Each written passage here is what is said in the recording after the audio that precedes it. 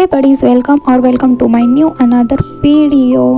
So आज vlog फार उशिराने स्टार्ट केला। माझी आंघोळ पण झाली, सकाळचं जे रुटीन असतं गरम पाणी वगैरे एक्सरसाइज त्या सगळ्या गोष्टी करून झाला। त्यानंतर मम्मीने स्वयंपाक केलेला, तर मी आता सगळं किचन आवरून काढते। मॉर्निंगचं तर जेवण मम्मीच करत असते। तर आणि आज मी मंदिरात पण गेलेली म्हणून स्वयंपाक पण रेडी होता, बट किचन वगैरे आवरलेलं नव्हतं। मग मम्मीला बोलले की मी आवरून घेते, म्हणून आता किचन वगैरे सगळं व्यवस्थित आवरून घेणार आणि जेवण वगैरे झालं की सगळ्यांचे भांडे वगैरे घासून टाकणार। तर इथे साईड बाय साईड मी कपडे पण लावून दिलेले मशीनला। तर आता मी बाथरूम क्लिनिंग करून घेते। ॲक्च्युली ना मी बाथरूम म्हणजे आंघोळ झाली का लगेच क्लीन करून घेते, बट आज बाहेर गेले होते मी मंदिरात म्हणून मग काही केलं नव्हतं। तर म्हटलं चला आता फटाफट करून घेऊया। आणि डेली मी वॉशरूमना क्लीन करतच असते आणि कसं ते रोज यूज होतं म्हणून रोज क्लीन झालंच पाहिजे, म्हणून मग रोज क्लीन होतंच माझ्याकडून। तर आता बाकीच्या सगळ्या गोष्टी आवरून घेणार, मग जेवण करणार। अगोदर क्लिनिंग केली का सगळी क्लिनिंग झाली का मग जरा बरं वाटतं। तर माझं क्लिनिंग वगैरे सगळं झालं। त्यानंतर मम्मीने मेहंदी भिजून ठेवलेली, तर मम्मीचे माझे केस बघू शकता किती मोठे आहे।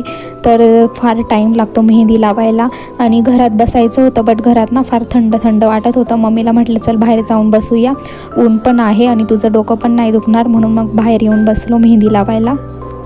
तर माझ्या मम्मीचे केस बघू शकता किती मोठे आहे आणि त्यामुळेच माझे पण किती मोठे हे केस आहेत। तर खूप जास्त टाईम लागतो मम्मीच्या केसांना मेहंदी लावायला। तर बट तरी म्हटलं आता 6-7 महिन्यापासून मम्मीने बिलकुल पण मेहंदी लावली नव्हती, म्हणून म्हटलं चला आज लावून देते। आणि ऊन पण जरा व्यवस्थित पडलं आहे ना, मग म्हटलं चला डोकं पण नाही दुखणार, फटाफट लावून देते।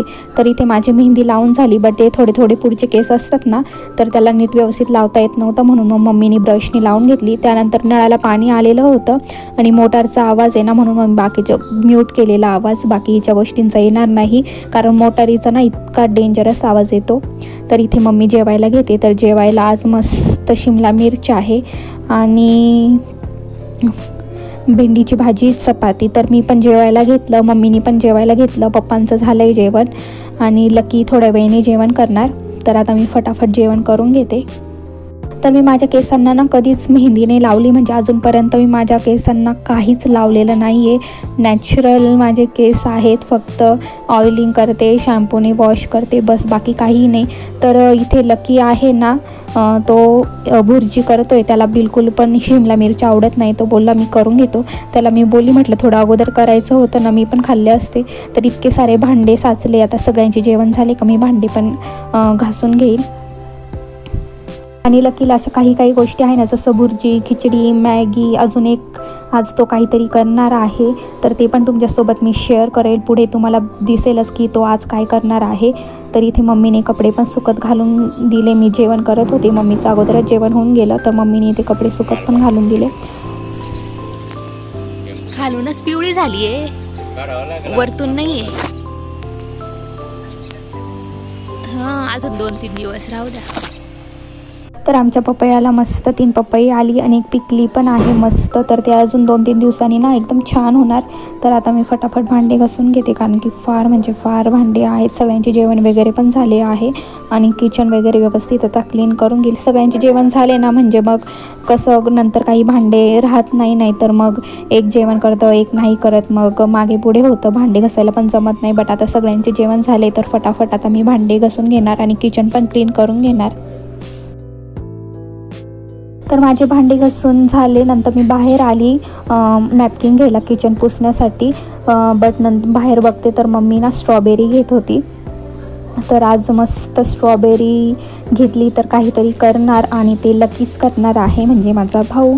तर इथे मी किचन वगैरे सगळं क्लीन करून घेतलं आणि किती फ्रेश स्ट्रॉबेरीज आहे बघू शकता तुम्ही। तर मला तर फार आवडतात आणि हे ऑर्गॅनिक आहे, तर डिरेक्टली शेतातून आणल्या आहेत, म्हणून खूप छान आहेत आणि फ्रेश। तर आजच त्याचं काहीतरी करणार, तो पण मी नाही करणार तर लकी करणार। तर तुम्हाला मी दाखवतेच तो काय करणार आहे आणि फार एक्सपर्ट आहे तो त्या गोष्टीमध्ये। तर फ्रेश स्ट्रॉबेरीचं लकी ज्यूस करतोय। तर इथे मिक्सरमध्ये ना त्याने हे घेतले साखर, दूध आणि त्यामध्ये आता स्ट्रॉबेरी टाकणार आणि त्याचं मिल्कशेक करणार। खूप इझी मिल्कशेक आहे आणि इतकं टेस्टी लागतं ना, वा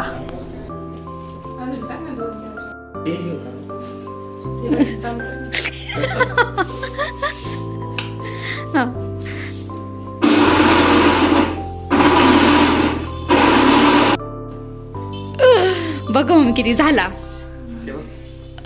बघ चमच टाकून झालं पण